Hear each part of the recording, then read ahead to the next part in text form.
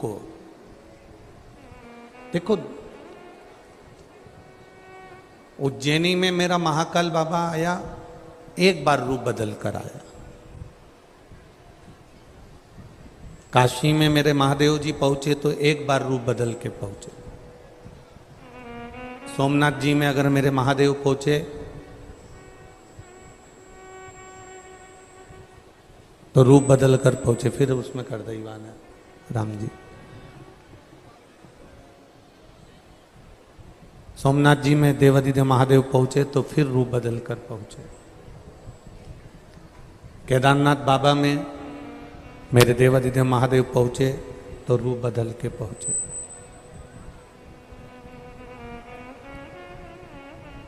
जितने ज्योतिर्लिंग की कथा, जितने ज्योतिर्लिंग का दर्शन आपने किया है, उन ज्योतिर्लिंग में मेरे देवादिदेव महादेव, मेरे महाकाल बाबा, मेरे कैलाश अधिपति, मेरे शिव जितनी बार पहुँचे हैं, एक रूप बदल कर पहुँचे हैं। पर पुष्कर राज की भूमि पर मेरे शंकर भगवान जितनी बार आए, कम से कम 3 बार रूप बदल कर इस पुष्कर राज की धरा पर आए।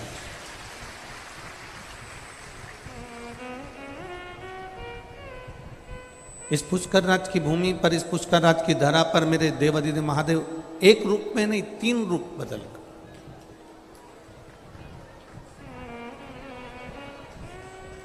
बारंबार रूप बदल कर यहाँ पहुँचते हैं, बारंबार रूप बदल कर यहाँ पर आते हैं, बारंबार रूप बदल कर यहाँ दर्शन करने के लिए जाते। अब ये आपके स्मरण में हो कि ये भूमि कैसे साधारण हो सकती है।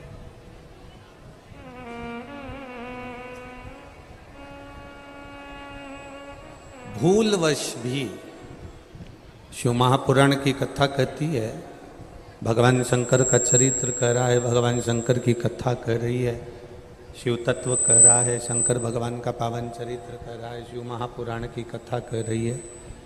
यदि भूलवश भी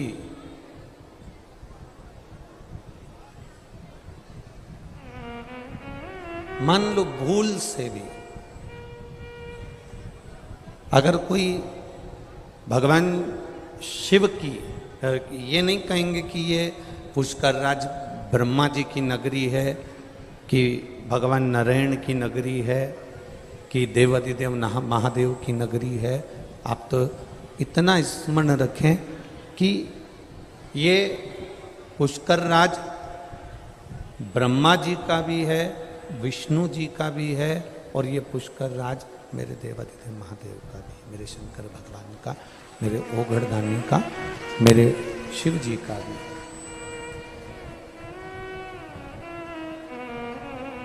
तीनों, फिर वही लाइन आ गई, ब्रह्मा विष्णु सदाशिव जानत अविवेका, स्वामी जानत अविवेका, प्रणवाक्षर के ओम अक्षर के मागे, यह तीनों एका। ये ब्रह्मा, ये विष्णु, ये शिव, ये तीनों एक स्वरूप में है। आप इनको अलग अलग स्वरूप में दर्शन नहीं कर सकते, आप इनको अलग अलग स्वरूप में नहीं देख सकते, आप इनको अलग अलग स्वरूप में स्मरण नहीं कर सकते।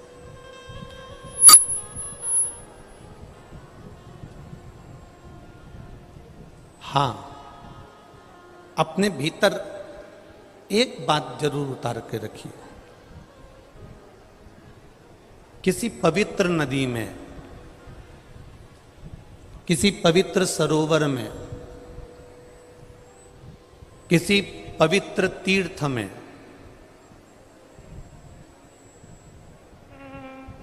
किसी पवित्र स्थान पर जब हम जाएं तो वहां किसी भी तरह की गंदगी ना करें। स्नान कर रहे हो, वस्त्र घाट पर ना छोड़े। दर्शन कर रहे हो, किसी को धक्का ना दे, किसी को कष्ट ना दे। अगर हम भगवान का दर्शन करने के लिए गए हैं, महाकाल बाबा का दर्शन करने के लिए गए हैं, वैद्यनाथ जी का दर्शन करने के लिए गए हैं, मल्लिकार्जुन भगवान का दर्शन करने के लिए गए हैं, हम श्याम जी का, खाटू श्याम जी का दर्शन करने गए, सालासर जी दर्शन करने गए, जीण माता का दर्शन करने के लिए गए, ब्रह्मा जी का दर्शन करने के लिए यदि हम गए और हम वहाँ पहुँचकर यदि किसी को धक्का दे रहे हैं, किसी को कष्ट दे रहे हैं और फिर हम दर्शन कर रहे हैं, तो फिर उसकी कोई मूलता नहीं है। फिर ऐसा दर्शन करने से तो आप टीवी के सामने बैठ जाओ, और गला पकड़ रहा है, टीवी के सामने बैठ जाओ और दर्शन कर लो, वो श्रेष्ठ।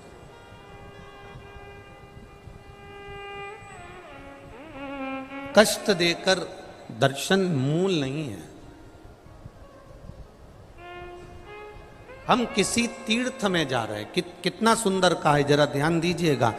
गंगा में, सरयू में, सरस्वती में, नर्मदा में, मंदाकिनी में, यमुना में, गोदावरी में, कृष्णा में, ताप्ती में, सरोवर में, कुंड में, बावड़ी में, जब हम किसी पवित्र नदी में, सरोवर में, कुंड में, कुएं में, बावड़ी में स्नान करने के लिए जाते हैं, उस समय पर तुम अकेले नहीं होते, तुम्हारे पूर्वज, तुम्हारे पितर तुम्हारे साथ उस कुंड के घाट पर विराजमान रहते हैं।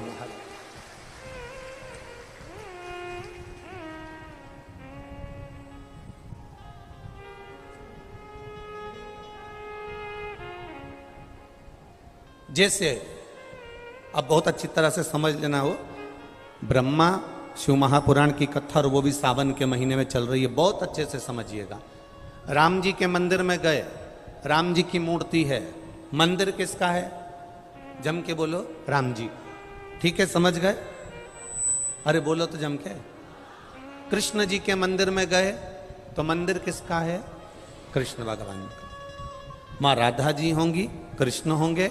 राम जी के मंदिर में गए तो सीता जी होंगी, लक्ष्मण होंगे, हनुमान होंगे, भरत होंगे, शत्रुघ्न। ठीक है। ब्रह्मा जी के मंदिर में गए, ब्रह्मा होंगे। गायत्री माता के मंदिर में गए, गायत्री माता होगी। सावित्री माता के मंदिर में गए, सावित्री माता होगी। लक्ष्मी जी के मंदिर में गए, लक्ष्मी जी होंगी। नारायण के मंदिर में गए, नारायण होंगे। तुम जिस मंदिर में जा रहे हो, उस मंदिर में जो देवता है, बस मंदिर में वो एक अकेला देवता है। जैसे राम मंदिर में राम जी हैं, कृष्ण मंदिर में कृष्ण हैं, दत्त मंदिर में दत्त हैं, शनि मंदिर में शनि जी हैं, बृहस्पति मंदिर में बृहस्पति हैं। पर ये सारे मंदिर में जाना, वहां पर एक देवता होंगे और एक देवता का स्मरण होगा। पर शंकर भगवान की शिवालय में, हम शिव मंदिर में, शिवालय में जब जाते हैं तो वहां एक देवता नहीं रहते, इसलिए उसका नाम मंदिर नहीं होता, उसका नाम होता शिवालय। शिवालय का मतलब है जिसमें सब लय हैं, अर्थात 33 कोटि देवी देवता उस शिवलिंग के अंतर्गत विराजमान है। एक शिवलिंग के पास में 33 कोटि देवी देवता रहते हैं। वो केवल अकेला शंकर का मंदिर नहीं होता, वो केवल अकेला पार्वती का मंदिर नहीं होता, वो अकेला केवल गणेश का मंदिर नहीं होता, वो अकेला केवल शिव का मंदिर नहीं होता।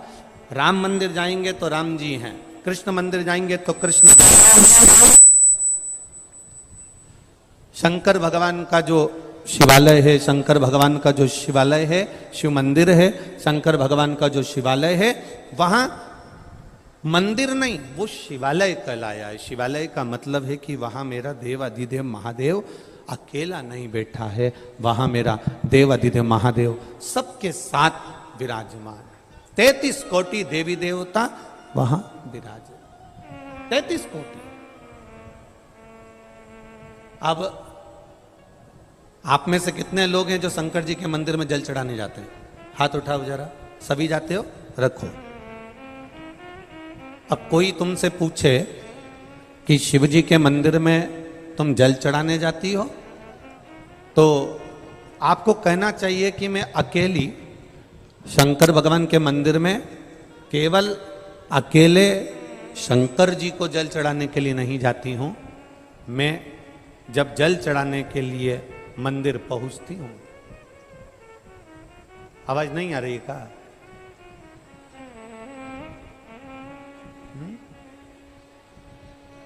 आवाज नहीं आ रही है? एलईडी बंद हो गई है, एलईडी का इस्तेमाल।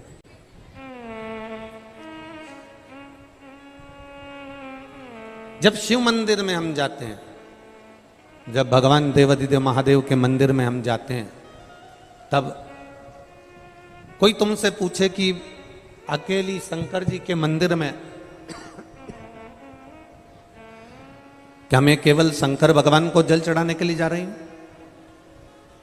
तब आपको कहना चाहिए मैं केवल शंकर जी को जल चढ़ाने के लिए नहीं जा रही हूं।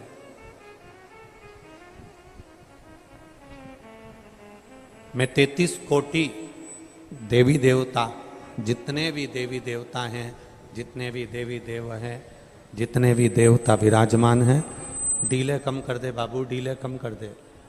जितने भी देवी देवता हैं, जितने भी देव विराजमान हैं, जितने भी देवियां विराजमान हैं, वो सब शंकर भगवान के शिवालय में जाकर विराजमान, शिव जी के शिवालय में बैठी हुई हैं।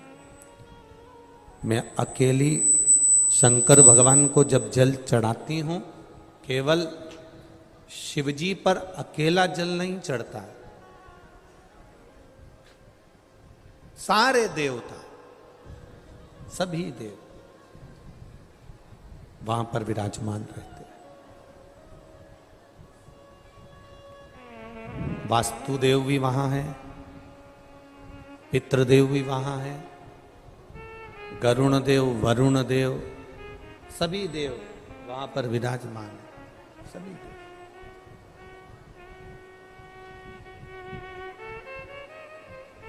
इतना स्मरण जरूर रखिए,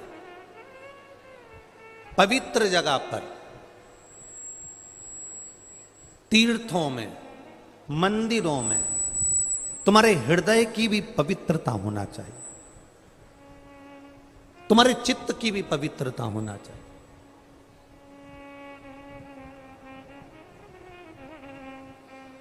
दो तरह के लोग होते हैं मंदिर में, दो तरह के लोग जाते हैं। एक, मंदिर में भगवान का दर्शन करने वाला जाता है, और एक मंदिर में मंदिर की रंगत देखने वाला। इतना पैसा आता है, कहाँ क्या करते होंगे, सही से पुताई भी मंदिर की नहीं करवाते, ट्रस्ट क्या कर रहा है।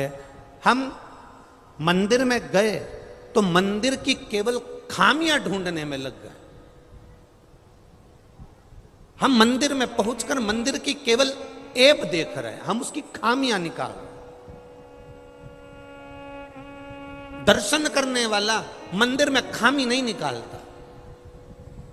मेरो तो गिरधर गोपाल दूसरो ना कोई, वो खामी नहीं निकाल रहा, उसको केवल एक से आस लगी हुई है, उसको केवल एक से मन लगा हुआ है, उसको केवल एक से चित्त लगा हुआ है, उसको केवल एक से चित्त जुड़ा हुआ है। इसलिए वो कोई खामी निकालने को तैयार नहीं है, वो कुछ देखने को तैयार नहीं है। डीले कम कर दे बाबू। वो खामी निकालने को तैयार नहीं है, वो केवल उसकी चित्त वृत्ति, उसका मन, उसकी बुद्धि, वो केवल भगवान में लगा कर बैठा है।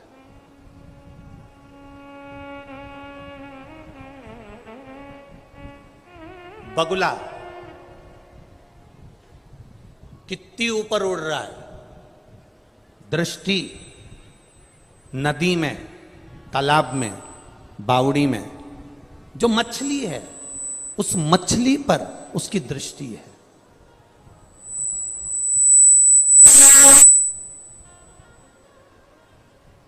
उड़ कितना ऊपर रहा है वो, पर उसकी जो दृष्टि है उसकी जो नज़र है, उसकी जो दृष्टि है, उसकी जो नज़र है, उसका जो ध्यान है, उसकी जो दृष्टि है, वो उस तालाब में, उस नदी में, उस सरोवर में, उस नदी के अंदर, उस सरोवर के अंदर, उस तालाब के अंदर मछली पर है।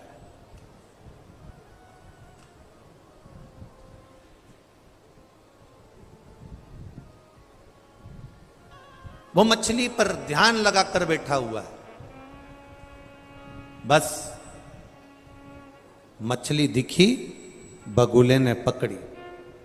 उसी तरह एक भक्त, एक शंकर का उपासक, शिव की आराधना करने वाला, राम की आराधना करने वाला, भगवान कृष्ण की आराधना करने वाला, उसकी जो दृष्टि होती है वो परमात्मा की ओर होती है कि बस परमात्मा को कैसे मैं प्राप्त कर लूं, भगवान को अपना कैसे बना लूं। उसकी दृष्टि बस वहां लगी होती है कि परमात्मा को अपना बनाना है तो कैसे बनाना।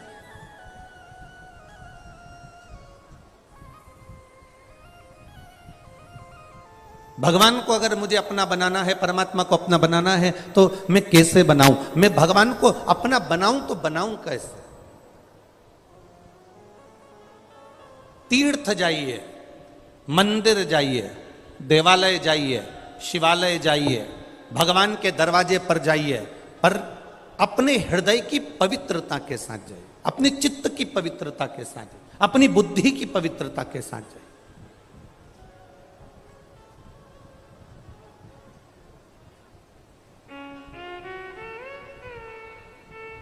ना जाने किसने तुमको नियम बना दिया, ऐसे ऐसे नियम ना जाने कौन बना देता है। अगर ऐसे नियम कोई बनाता हो तो हमको जरूर बताना, तो हम भी उसके चरण पकड़ लेंगे कि ऐसे नियम किसने बना दिए। किसने तुमको ऐसा नियम बता दिया कि गंगा जी नहाने जाओ, छिपरा जी नहाने जाओ, यमुना जी नहाने जाओ, नर्मदा जी नहाने जाओ, पवित्र नदी में स्नान करने जाओ तो अपने तन का कपड़ा वहीं छोड़ आओ? ये कोई ने बताया तुमको? ये कौन ने नियम बना दिया? लोग नहाने जाते हैं, अपना कपड़ा मत छोड़ जाते। कपड़ा छोड़ दिया मतलब अपनी बीमारी छोड़ दी, अपना दुख छोड़ दिया, अपनी तकलीफ छोड़ दी। ये कौन ने नियम बना दिया? किसी शास्त्र में, किसी वेद में, किसी पुराण में यह नहीं लिखा कि किसी पवित्र नदी पर स्नान करने जाना तो अपने तन के कपड़े को वहीं घाट पर छोड़कर आ जाना। अपने तन के कपड़े को अपने उस घाट पर छोड़कर आ जाना, ये किसी वेद और शास्त्र और पुराण में नहीं लिखा। किसी सरोवर में स्नान करने जाओ तो घाट पर अपने कपड़े छोड़कर आ जाओ। वो कपड़े पड़े रहते हैं। अमावस्या के दिन स्नान करने गए, दिवाली के दिन स्नान करने गए, कार्तिक का स्नान करने गए, पूर्णिमा का स्नान करने गए, तुम्हारे तन का कपड़ा तुम वहां पटक कर आ गए। पटक कर आ गए, वो कपड़ा दूसरे लोग नहा रहे थे, पाँव में आ रहा है, लोगों को तुम्हारा कपड़ा छुआ जा रहा है, उससे तुमको दोष लगेगा। इसलिए जिस सरोवर में, तालाब में, गंगा में, यमुना में, सरयू में, सरस्वती में, नर्मदा में, जिस पवित्र नदी में, जिस पवित्र सरोवर में, जिस पवित्र कुंड में तुम स्नान करो, उस कुंड की मर्यादा का ध्यान रखो कि हम उसको गंदा ना करें, क्योंकि इसमें 33 कोटि देवी देवता आकर स्नान करते हैं और हम भी स्नान कर रहे हैं, तो इसको शुद्ध रखा जाए।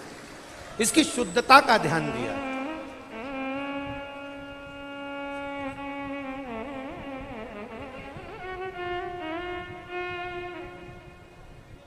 ये इतना बड़ा पुष्कर का सरोवर है। वैसे तो अभी हम दर्शन करने गए थे, तब हमने दर्शन किया था, पूरा साफ है, क्लीन है, और बाबा की कृपा से उसमें पानी भी खूब भरा हुआ है।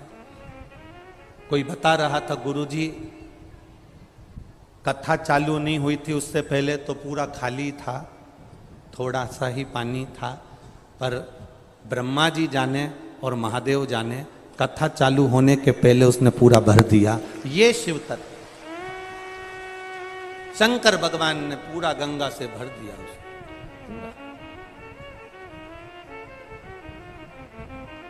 अब हम जब स्नान करने जाएं, पवित्र होना चाहिए हमारा सरोवर, हमारा तालाब, हमारी नदी, हमारे कुंड स्वच्छ रहे।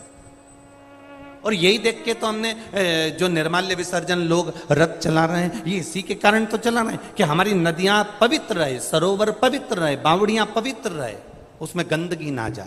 जल है तो हमारा कल है, जल नहीं होगा तो हमारा कल नहीं होगा, फिर हम कैसे अपने जीवन को जी पाए? विचार करें। स्वच्छता का भाव रखिए, निर्मलता का ध्यान रखिए, और भगवान से जब तुम लाड लड़ाने के लिए जाओ, बहुत बहुत सुंदर बात है, बहुत स्मरणीय आनंदमय बात है। हम कहेंगे